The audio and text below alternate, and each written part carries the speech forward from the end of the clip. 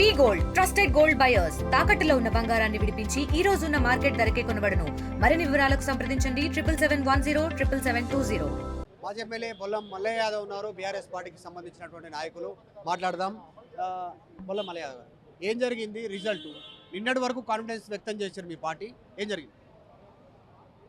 సామభేద దాన దండోపాయాలన్నీ ఉపయోగించి అరికాద యంత్రాంగం అంతా ఆడ మోహరించి డబ్బుల సంచులతో కొనుగోలు చేసే ప్రయత్నం చేసింది. ఆ విషయాన్ని ఎన్నికల రోజు కూడా మేము ఎన్నికల సంఘం దృష్టికి తీసుకుపోవడం జరిగింది. పోలీసు వాళ్ళని కార్యకర్తల మాదిరిగా పనిచేపించుకొని అధికారాన్ని ఉపయోగించి ఓటర్లని కార్యకర్తలను కూడా భయభ్రాంతులు చేసారు. అయినా ఈరోజు టెక్నికల్గా వాళ్ళు గెలిచారు, నైతికంగా మేము గెలిచినాం. కాంగ్రెస్ వైఫల్యాన్ని ఎండగట్టడంలో మా ప్రయత్నం, మేము ప్రజల దగ్గర తీసుకుపోయే ప్రయత్నంలో మా ప్రయత్నం మేము చేసినాం.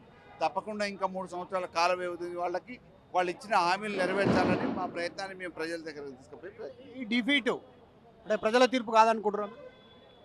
డెఫినెట్గా ఇప్పుడు మేము మాకు ఆ రోజు మా నోటీస్కి వచ్చిన విషయాలన్నింటినీ కూడా ఎన్నికల సంఘం దృష్టికి తీసుకుపోయినాం. ఈరోజు ఎన్నికలు వేసిన వాళ్ళని మేము తప్పు పెట్టలేం. డెఫినెట్గా అది ఏమని ఉంటే రేపు కోర్టులో తేలుతుంది, విచారణ చేపడతారు. కానీ విచారణ చేపడితే తీర్పు వచ్చినాక కాదు, రీపోలింగ్ జరిగేది ఉండే. రీపోలింగ్ జరగకుండానే ఎన్నికల రిజల్ట్ ఇచ్చారు కాబట్టి తప్పకుండా అది ఏదైనా మేము గౌరవించాల్సిందే, గౌరవిస్తాం. జనరల్గా ఒకటి చర్చ గ్రౌండ్లో ఒకటి జరుగుతోంది. బొల్లం మల్లయ్య యాదవ్ గారు, హుజూరాబాద్ లాంటి ఉప ఎన్నిక అయినప్పుడు కూడా సేమ్ సిచ్యువేషన్లో అక్కడ కూడా యంత్రాంగం పనిచేసిన, డబ్బు ప్రభావం చూపించిన, ప్రజలు మాత్రం మ్యాండేట్ డిఫరెంట్గా ఇచ్చినటువంటి సిచ్యువేషన్. ఇక్కడ రిఫ్లెక్ట్ కాకపోవడానికి రీజన్ ఏంది? పార్టీ ఎక్కడన్నా వైఫల్యం చెందిందా? కేసీఆర్ రాకపోవడమా?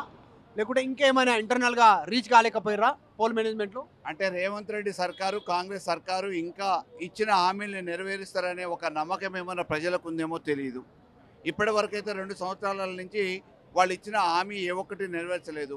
వాళ్ళ వైఫల్యాలే ప్రధాన ప్రచార అంశాలుగా మేము ప్రజల మధ్యకు పోయినాం. తప్పకుండా తీర్పు వాళ్ళు ఇచ్చిర్రు, గౌరవిస్తాం.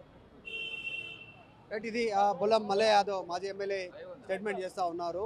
Local to global news at your finger tips. మీ చేతిలో ఒక ఆయుధం. Download raw TV app.